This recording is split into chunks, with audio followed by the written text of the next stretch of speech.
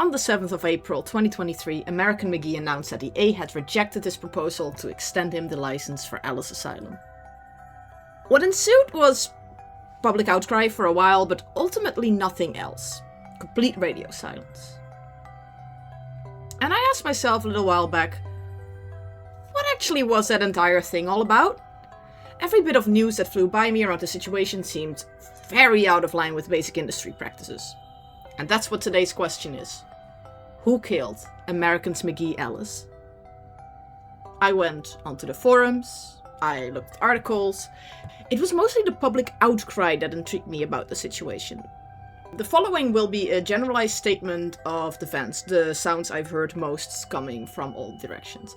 And this statement will be an amalgamation of the most common protests and complaints I've seen. EA is evil. American McGee made the Alice franchise and now EA won't give him his IP back. EA is missing how much money this would make them with how many fans this franchise has and is just crushing our dreams because they suck. American McGee did everything right and EA should just have given him the green light. Now the trilogy will never be complete. So, I regret to inform you that after having spent weeks in this proverbial rabbit hole, that a lot of these sentiments are just factually incorrect. I was even tempted to have EA is evil not be a correct statement either. Look, EA is a big corporation. Corporations, in general, are just steaming piles of garbage. I do think a lot of people talk about it like EA is some all-encompassing evil, where in reality it's a whole bunch of upper managers whose names we'll never know calling the shots. But I digress. I am not going to sit here and just call EA evil for 30 minutes because that's the easy and disingenuous way to get clicks.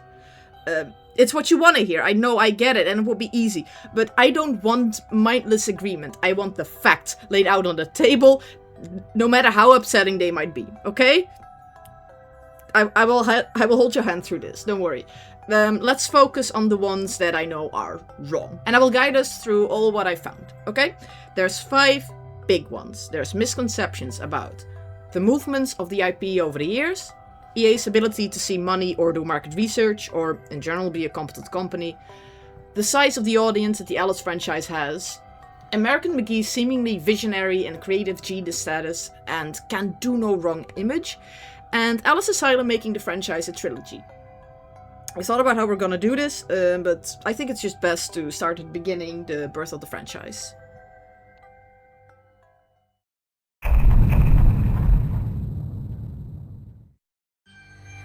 Alright, it's somewhere in 1998. American McGee, he's recently fired from id Software, which is John Carmack's company for all those familiar. He currently works for EA. Somewhere in 1998 he is approached by an EA executive and is asked if he wants to try and produce a game with a team under him. He does this alongside RJ Berg, who has been at EA for roughly 10 years at this point. McGee agrees to do this, and he comes up with a darker and more twisted version of Lewis Carroll's Alice, which, by the way, he can do, because Lewis Carroll's Alice is public domain at this point. And still is, so, you know, you can do whatever you want with it, if you so feel like it. It is produced together with Rogue Entertainment, a company that was previously also involved with id Software. It takes roughly 18 months of production time to create this project. It's pretty cut and dried at this point. While a lot of details probably got lost over time, this is what we know for sure. It already answers a pretty important part of Alice's IP's movement over the years. Legally, this IP was EA's from the start. They hired McGee, he made this IP on their request for them to use. And I already know we're starting on a pretty tough nut to swallow for some of you out there. Okay, just let's put a pin in it for now. I will come back to this, okay? First, more of the history. American McGee's Alice launched for PC in the year 2000. Reviews were in general very positive. McGee specifically would often be referred to as, but not limited to, creative genius, visionary, having created something like truly innovative and unique. American McGee's Alice would sell roughly 1.5 million copies. It's a little bit hard to sometimes estimate these numbers, but I checked with multiple sources, it seems to be the most correct number. It's a decently high number at the time. It would be considered a success. If you take a look at other games that came around this time, you know, if you have GTA 3, which is a super successful one with like 14.5 million copies. But you have other ones that we also now know. Silent Hill 2 only sold 1 million copies in comparison. Black and White, my favorite game, sold 2.5 million. It's not that much more. Overall, it's not a record breaker, but it's a solid title and it has decent sales to boot. So, in spite of this, both RJ Berg and McGee would leave EA somewhere around 2001-2002. It's not 100% sure why. It's hard to verify what exactly happened. It seems they left on their own accord, but not happily. It's fine. A fun little fact, there was also very, very briefly after the release of the original Alice, there was some talk about a potential movie, and apparently they sold the film rights, but nothing ever came out of it. There's only like one mention of it on the wiki with the source, and it's only on American McGee's Wikipedia page for some reason. It's never relevant again. This is, for the most part, the relevant stuff that there is on the release of the first game. For the most part, is the magic phrase here, because I am skipping over something, but it won't be important until later, and we'll come back to it, okay? Yeah, sure? Just a little bit of foreshadowing. Let's move on.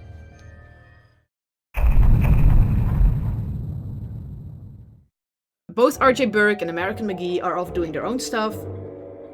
They just left EA for, as I said, not completely clear reasons.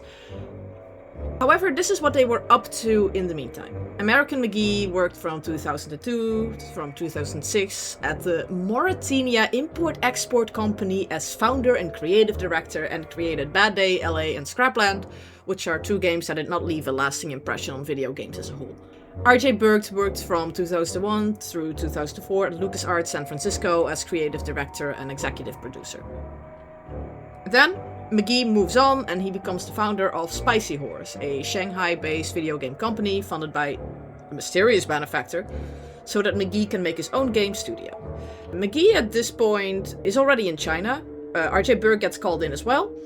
Together they create Spicy Horse.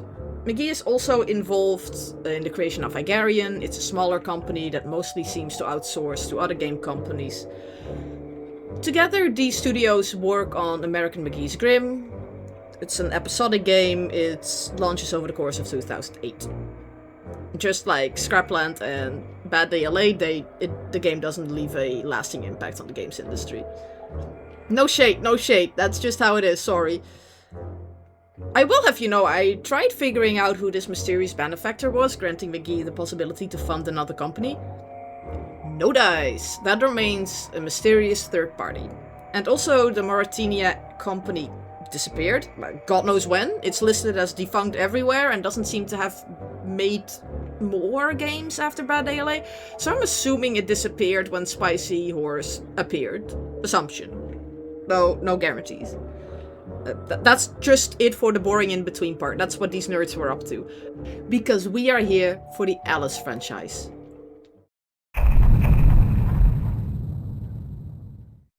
We are moving on to Madness Returns.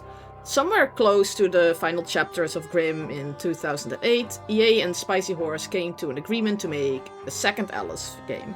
EA would fund the creation of the game and publish it. Spicy Horse would develop it, and in part Vicarian would also end up working on it.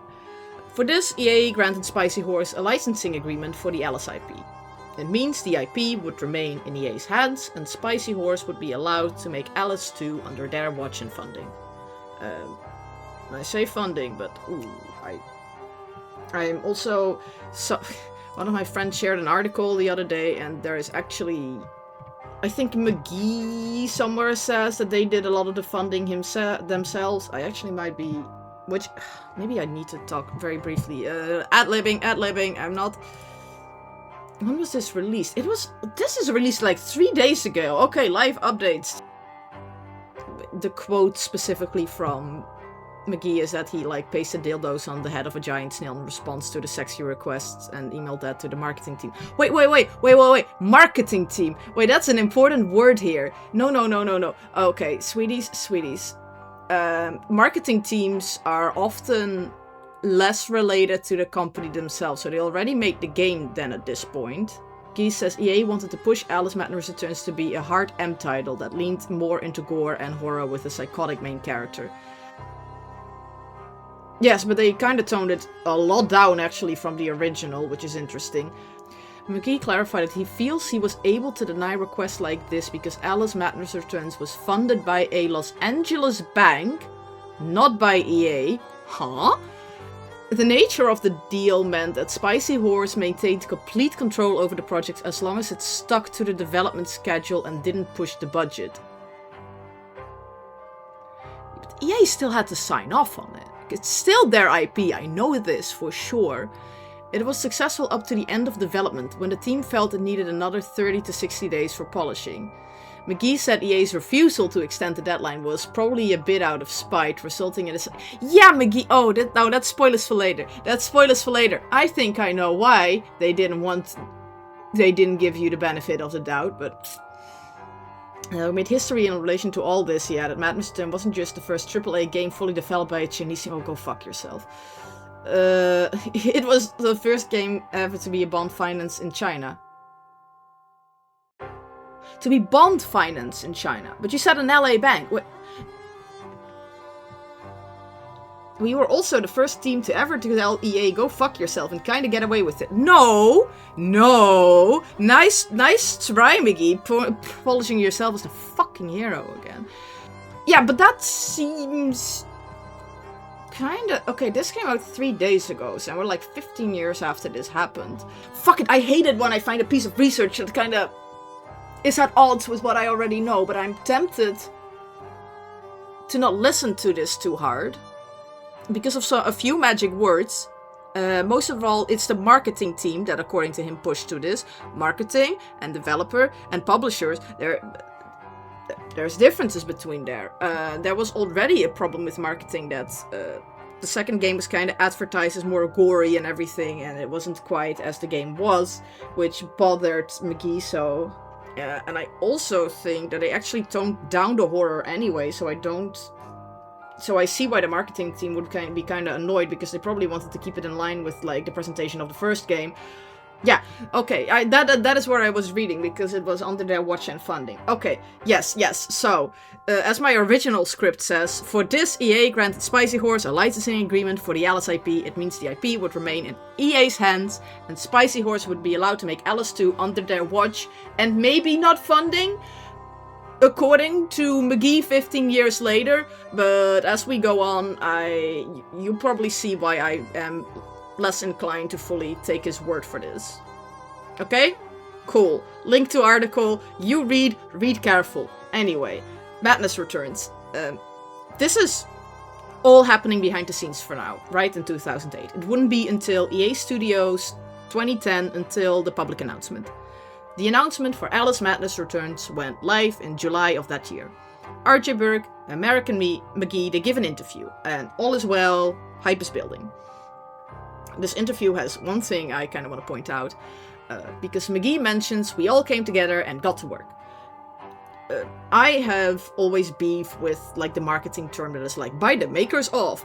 It's a deceptive line. And this one is on par. Because in the sentence, we all came together and got to work. Who is we? Who is this referring to? It implies it's made by those who gave you the original. However, I've personally compared the credits between the original Alice and the sequel, and there's only 3 repeated names between the 2 games. It's RJ Berg, it's American McGee, and Chris Frenna, who we're ignoring because he is the music dude and lovely dude, but unrelated to this whole debacle as a whole. It probably had to do with the fact that... Did I mention it? I thought it was in my original script. God, this is going great. It should be in between somewhere, right? It disappeared! Rogue Entertainment went its up somewhere in between the 2000s and 2011. So, you know, a lot of the original developers went other places and they didn't follow McGee into China. Anyway. So yeah, the we is EA, RJ Berg, American McGee, that's it. We move on to 2011 because Alice Madness Returns launches for PC, Xbox 360 and PlayStation 3. And reviews were somewhat mixed. Some people really liked the game, others felt underwhelmed. And funny tidbit, the game would come with later versions and would also have the original game bundled together because a lot of people didn't know this was a sequel. Because it wasn't advertised as Alice 2, but Madness Returns as like a subtitle. Alice Madness Returns would sell roughly 1.2 million copies. This would mean it sold roughly 300k less copies than the original. If we compare it to like other titles from the time, remember Bulletstorm, that 360 exclusive, that one had 2 million copies. LA Noire was a big one, it had 5 million copies sold. You had the big boy that had a Skyrim with 20 million, that was... But you know, that one was kind of an extreme version. Sales were pretty underwhelming. Some blamed it on initial bad reviews, or like the marketing that was kind of weird, but it's hard to discern the actual reason. And as I mentioned, I also think it's important to keep in mind that Madness Returns didn't particularly brand itself as a sequel either. So, to this day, whenever I run into Madness Returns fans, they often even don't know about the original. To a big part of the gaming sphere, Madness Returns was a new IP. Now, sometimes it can be beneficial, sequels don't exactly always sell better, but we'll never know for sure in this exact situation. It's hard to do it all over and see what would happen if we do it differently. And considering games as a whole has grown as well, yeah, the 1.2 million looks even worse in comparison. Yeah, it did not sell great. Just factually. I know there's rabid fans over this game, but you're a niche.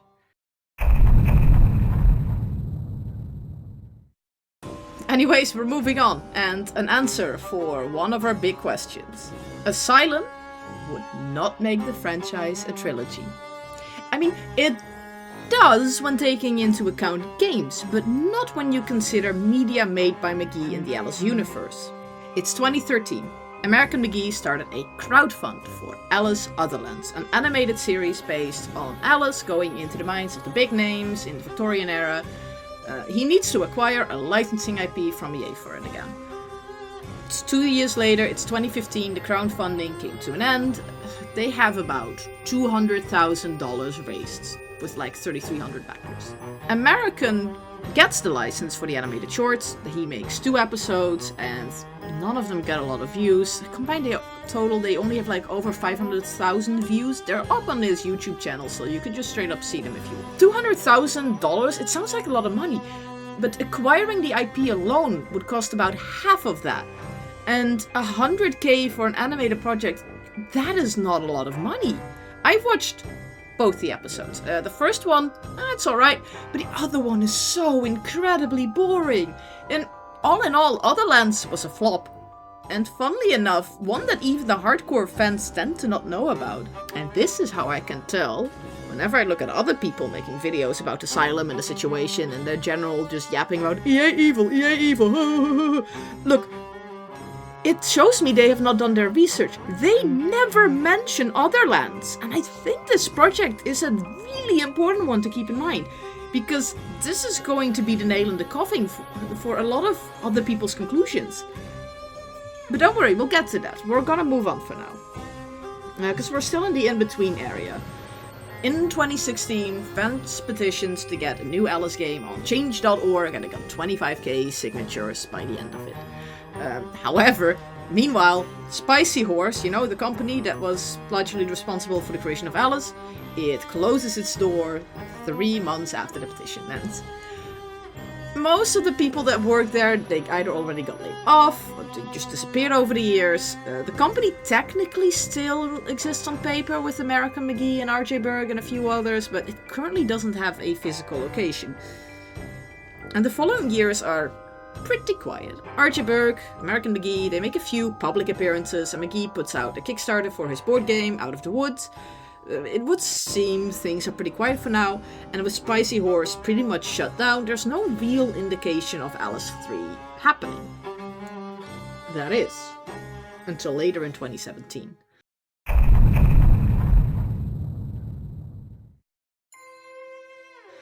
American McGee is announcing to the world that he is looking to create a third Alice game. And he has nothing really to back it up with at this point. And he starts making more public appearances, has a few very informal interviews, and also the local game journalist gets wind of it, the notion.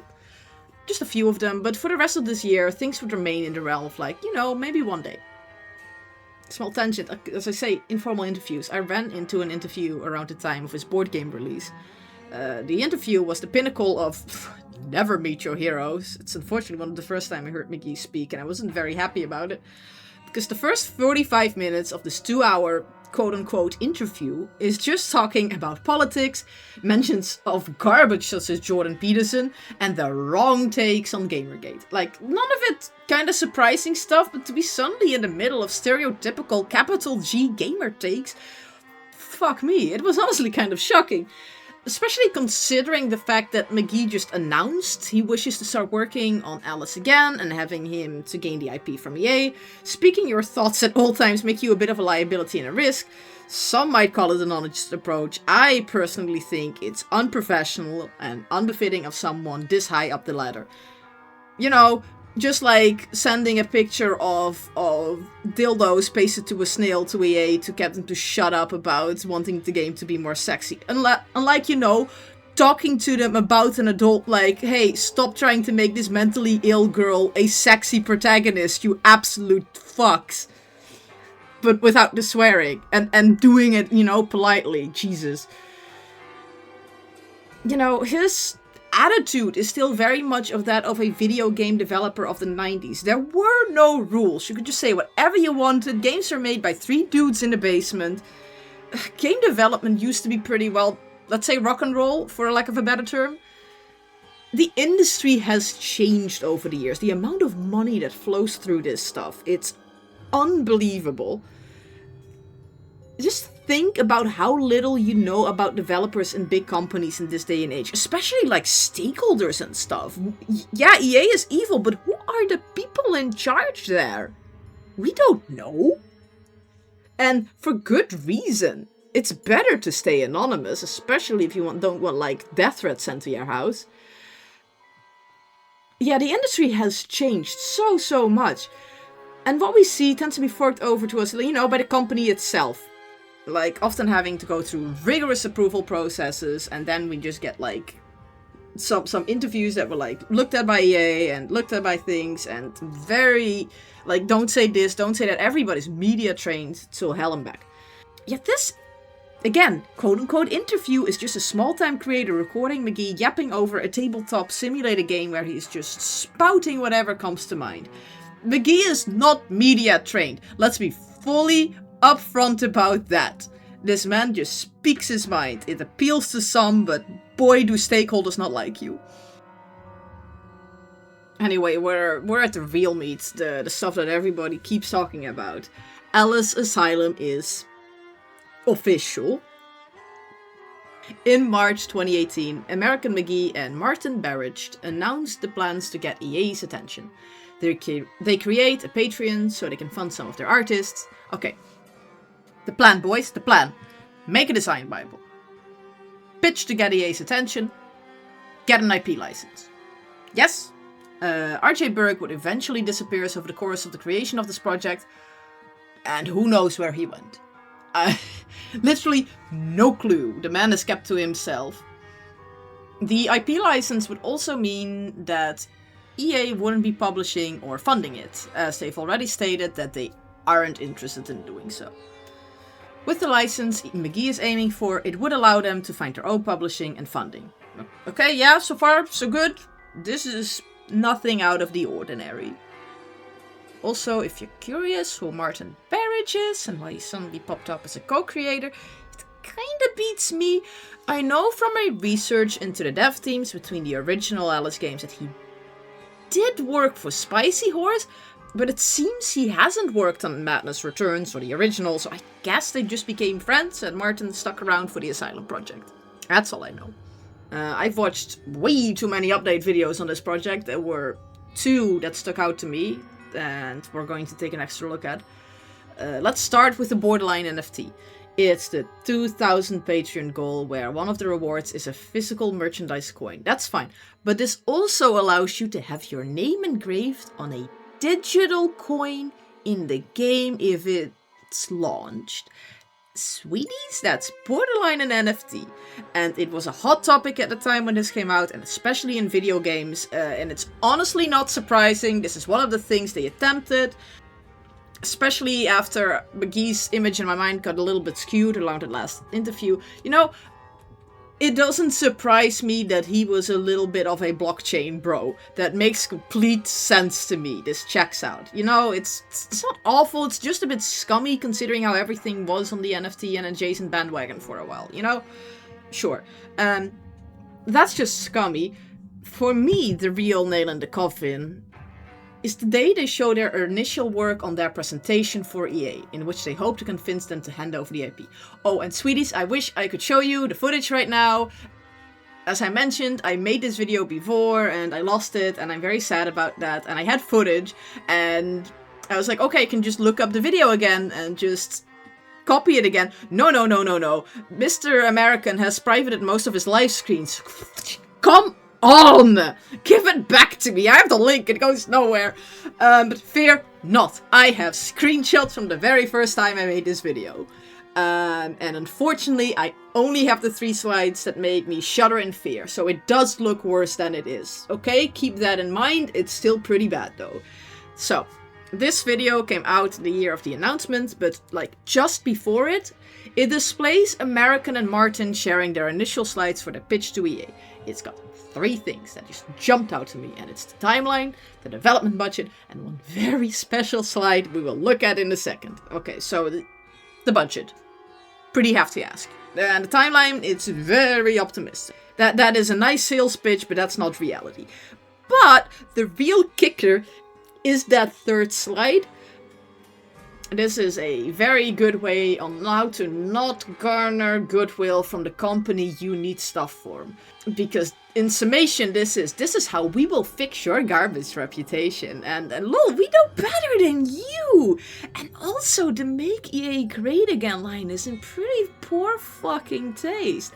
Like, oh god, hide it all you want, American. You went public with this type of stuff super early in development, and once again it reinforces, man, you are unprofessional. You just speak your mind. You are antagonistic to the people you want money from and work for. Like, dude. Oh, okay, like, listen. Making pitch decks in the industry, normal business. Making bad ones happens very often too. But the fact that you're just casually live streaming this stuff, dude, this is irregular. Oh, it's just another tally on the really unprofessional behavior chalkboard. Fella, stop being so goddamn antagonistic. You want money from these people. What are you doing? I'm losing my brain cells over this. Come on. But for those that might remember, 2019 had another surprise in store for not just America, the world. COVID. Yep, oopsie. The pandemic really slows down the amount of updates we're getting from this Alice Asylum. We get the occasional big update. We get a real big update in 2021. They put the call out for other developers at this point. Yeah, wow, seems great. By this point, by American's prediction, as we saw in the slides, EA should have given us the IP by now, right? Because it would be a bit weird to make the call for more deaths when you haven't acquired the IP yet, right? Oh boy, foreshadowing meme inserted right here.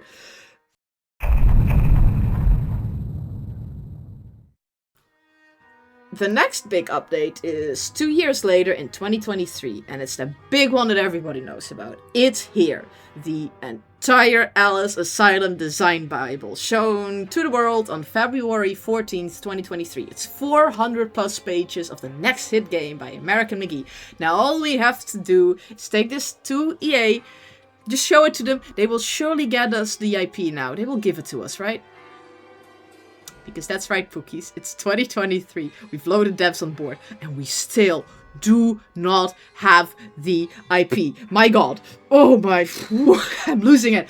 But funnily enough, it's not even the disaster that I'm interested in looking at. We saw this one coming from a mile away.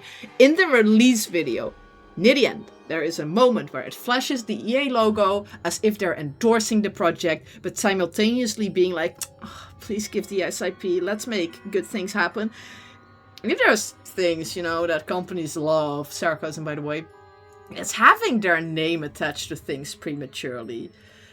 Especially stuff that didn't go through their approval process. Oh, McGee, this is a bad and desperate move! Okay, the Bible launches, the announcement is met with some views, but ultimately kind of dies down pretty quickly within 2 weeks of release, and some articles launch at this point, also like pointing out the weird-looking EA splash screen at the end. It's from this rock, paper, shotgun article, and most other people are just copying it.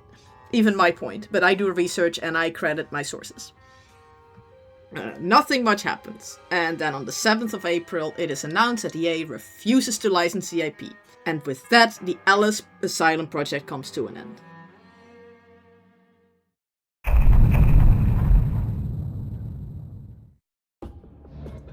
Hey, psych. Excuse me.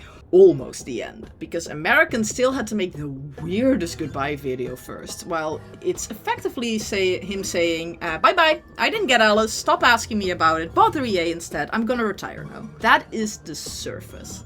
He suddenly starts showing off his family and kids, half of the footage is drone footage from Shanghai, the other half is him with his toddler at the pool. He always had a weird habit of showing both family videos and official game announcement on the exact same YouTube channel. It's all very sappy. It was us against them. And then the man has the audacity to say, oh boy. But oh well, the design Bible exists, and what you, the fans, do to it is up to you. I don't know. Feed it to an AI in the future so it can make it for you anyways. I'm gonna show you the full clip. Just on screen now. I do think, though, that there is a ray of hope for those of you out there who would like to see Alice's story continued, and that is that the design Bible, the complete story, the artwork, all of the chapters, the weapons, the enemies, everything that you could need to develop the new game, it all exists inside of the design Bible that we produced. This thought is going to be controversial for some people, but mark my words, in a few years it'll be something that makes a lot of sense for a lot of people out there, and that is that the design Bible as produced is the perfect thing to feed into an AI system to have it completely build the game that is outlined in that design Bible. I am losing it! This rabbit hole has kept on giving me curveball after curveball, but man just saying, lol, just AI generated, stop asking me about it, hehe, it was not what I saw coming, and how fucking disrespectful to all those devs you desperately needed over the years to basically look them dead in the eye and say, but don't you worry, we'll feed your work to a machine, and in a few years from now, you will be obsolete. I don't need you. Because of course the dude that puts borderline NFTs in his game has terrible takes on Gamergate is also just feeling the AI vibe to the maximum. Oh. Do you understand why I get a little bit agitated when somebody's like, oh, but they took it from me. Mr. McGee, he can do no wrong. Have you heard what the man said? Who he is? Oh my god!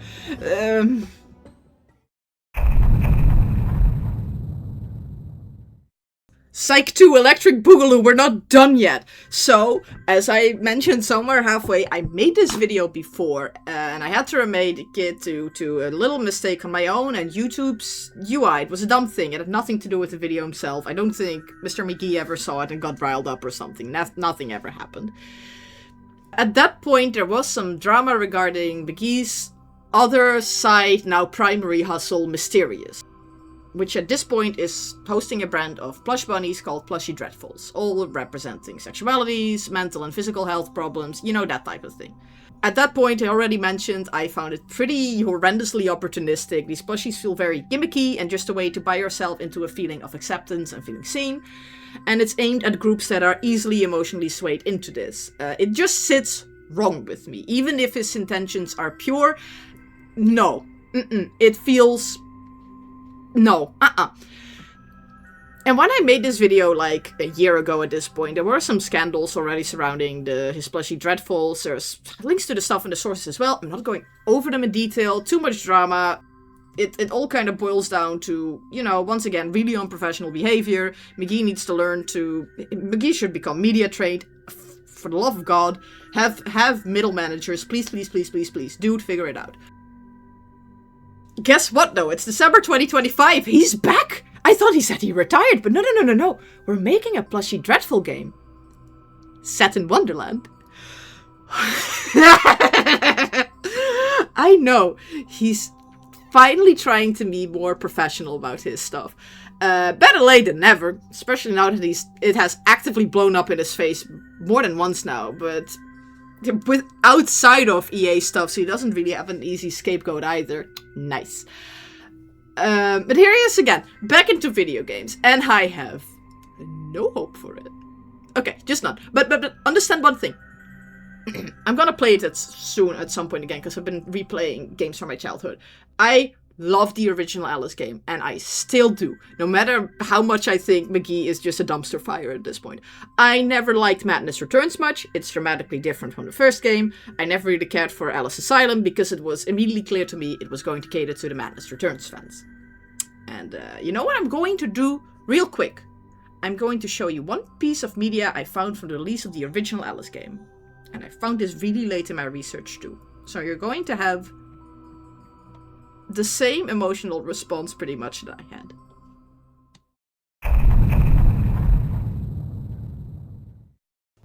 Welcome back, I'm the Ghost of Christmas Past. It's February 2001. The original Alice has just been released, and McGee gives an interview about its recent success. This blonde, spiky-haired boy in his early 20s, this sweet, humble McGee as I dubbed him myself. I found this video at the end of my research after I've been thoroughly meeting my hero and hating every second of it. And here is a lad with a passion for video games, feeling awkward his name is attached to the video game, and constantly reminding us that there's a team working on a project with him. Let me just show you a piece of it right now to get a good idea. You can watch the rest yourself, it'll be in the source list. Alice has a really it's beautiful, but also it's a very involved storyline and game design. It's all very interlocking. There are lots of puzzles. You didn't do this all by yourself. No, but the original concept there she is. Oh, watch out. There's a great big team of guys, 30 guys down in Dallas, Texas, that were involved in doing this, and they worked on it for 18 months. Wow. And you know, artists, programmers, level designers, sound guys, music guys. It's an involved process. But your name is at the top, right above that there. Yeah, that's more of a marketing thing than anything else. I'd actually sort of fought against that. Really? You didn't want them to do that? Well, it makes you feel sort of stupid, I mean, in a way, and here's a whole group of guys who are responsible for creating this thing, and they're coming after you with the butcher knife. Yeah, I mean, it doesn't make them feel so good. But this was, well, now, credit where credit's due. This was your idea, though. Yeah. Somewhere, deep within the grown hatred for EA, the lashing out to his own audience, the constant defensive posturing, and the unprofessional behavior, is a humble lad with a love for video games. And in the off chance that McGee finds this video, which I'm guessing is unlikely, but if it would happen, take note. I know I've been pretty rough on you. You might have already tuned out at this point and writing a whole hate article on me. Relax, boy. I think it's warranted that I gave you this rundown, but I do try and stay to the facts that I know where I can. And please, if you try to rebuke stuff, please have it be from sources that are outside your own word. I know that might be rough, but I have a tendency to not believe you on your word anymore. Okay. But there's a thing you could prove to me. To show me humble McGee is alive and well. That Plushie Dreadfuls is truly for the disenfranchised and not just to pull money from these groups, okay? You can do this. There's a thing you can do. If it is truly for these audiences, I want you to cater. I expect the Plushie Dreadful game to be the king of accessibility options. And I'm going to use figures you understand. You designed yourself, mind you. Hello, I'm autistic, I'm misophonic. Misophonia is a really interesting one. I always get annoyed when video games don't give me options for it. I expect options in your video game for all common misophonia triggering sounds and being able to switch them out or turn them down in your game. For me, it's, for example, chewing just drives me up a wall. I want you to be able to turn down the chewing. Heavy breathing, turn it down. Please, please, please. Okay? I'm gonna continue. I know a few people that are deaf. And I expect this game to be fully playable for those that are deaf or hard of hearing. I'm also hard of hearing. My audio balancing is all over the place with my videos. I know that. I have a few people that I know that can't play video games too well due to visual epilepsy. I expect this game to allow me to really tone down visual effects to make this as stable an experience as possible. You start getting the idea, right? Prove it to your audience. Look at your plush bunnies. Do you hear them only when there's a profit to be made? Or do you hear them when they think the world doesn't listen to them? Show it, spiky-haired punk boy. Are you still this humble lad? Or are you a bitter, disillusioned old fart hung up on a franchise that has escaped your grasp? The ball's in your court, dude. Figure it out.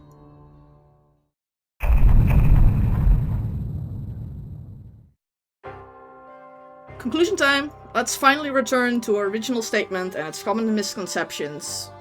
We've already answered the 5th question in terms of Alice Asylum making the trilogy. Otherlands exists. Okay, done. Yes. First off, the movements of the IP. As we've discussed, the IP was originally made in order for EA by McGee and has always been in the hands of EA. EA and McGee worked both on the original and Madness Returns. McGee briefly got a license for the IP for Otherlands, which flopped, and did not gain permission to license it again when Asylum rolled around. And that's it for that. The Alice franchise has always been EA's property, never McGee's. Any comment stating that EA should just give it back to him is factually full of shit. It is straight up incorrect. There is nothing to quote-unquote give back. You can have entire discussions that it was his idea originally, but he signed off on the fact that it was made for EA. This was the case from moment one. That he regrets it now is a bummer, but not of legal concern. Anyway, EA has been called out so often that obviously the audience for this game is so big. They're just dumb. And while it's not necessarily untrue that they might be dummies, this company was started in 1982 and still going strong. If there's one thing they seem to be capable of, it is staying afloat, which is much more than can be said about most video game studios. Look at McGee's collection of literally 3 companies that all went defunct at some point in time. And when looking at sales of the original Alice to the second one and taking into account that the games market had drastically grown between releases, its audience had shrunk. Not only that, Otherlands flopped, and even Asylum's design bible release quickly faded into obscurity. This is no offense, the Alice franchise is a risky investment at best. There's fans, they're loud, they're vocal, but there's not a whole lot of them. Then that answers the 3rd statement. Audience, vocal, not big. That doesn't answer the 2nd point fully, because I hear you. Why not license it to McGee regardless? And if he makes money, that's free money for EA. Well, as we discussed, the other problem is McGee himself. He has always been way too transparent with his processes. His capital G gamer takes are honestly not even that impactful. It's that he uses, like the logo of a company he's trying to appeal to in an official setting, makes horrible estimates, getting developers on board way too early, sends dildos on snails in response to like make characters sexier. Jesus. He is a PR disaster waiting to happen. And that even kinda happened with his Plushie Dreadful business right after. At that point he had no scapegoat. It was his issue. If this game goes tits up, he does more harm to EA's name and he might break the IP beyond repair, making it completely useless to EA. It even happened partially during Madness Returns, where he would point fingers when the sales weren't great and blamed it on the marketing, which might be true, it might not be, but to so confidently state that is not exactly backing the investment that shoveled money to you to begin with. You harm their image and then come back later crawling. You're not getting shit. Right now, EA can hold on to the franchise and just wait it out. Because right now they can't release a game without him on board. The fans would go absolutely feral and refuse to buy. You want my tinfoil hat thoughts on this? This is all just thoughts, no facts. I think EA is waiting for this man to either fail miserably before they touch the IP. He either pisses off the fans so bad one day that they would be willing to go to a McGee's Alice. Or, you know, he dies. Just randomly. Suffers a heart attack or some shit. EA would get brownie points by just making the trilogy final in honor of kind of style. I don't think they could get away with that, but yeah, they could try it. That's my 2 cents. Third option is that EA just doesn't want to for whatever reason and rather have a franchise die than churn out more content. I don't know, man. It's an enigma what's going on there. And that's it. Those are the major misconceptions around the Alice Asylum debacle all straightened out. Who killed American McGee's Alice? If I have to point fingers, it's McGee himself. Get media trained, fool. Yeah, this video turned out to be more pointing at McGee's unprofessionalism for like 30 minutes straight. Sorry. I did not intend for this to happen. Let's hope this man redeems himself, you know, but I'm not hopeful. And for all we know, right, RJ Berg was just as much of an idiot. The only difference is that one of these men broadcasts all his thoughts and annoyances to the world, whereas another one keeps to himself and doesn't become a PR risk. Who knows, RJ Berg might be a complete lunatic, way worse, and we'll never know. But that makes McGee easier to analyze and to make a full video on him. God, I'm glad I re-released this video. I am so done with seeing, like, to this day, people mindlessly hating on EA. And don't get me wrong, hating on EA is something all sexy people do, but do it right, with the facts, and not because one boomer is sad because he made an IP in accordance with the contract and now has a big cry over it. Facts first, then righteous anger. Facts and feelings. Okay, professionalism. This was another video of mine, and hopefully the only one that I'll bitch about figures in video games. And next time, some good old-fashioned video game analysis again. God damn it, I need to finish playing God of War! But I want to do other stuff first. Hey, maybe I'll play the Alice game after this one. Are you ready for my nostalgia? And we will not discuss McGee in that one, I promise. See you all in the next one.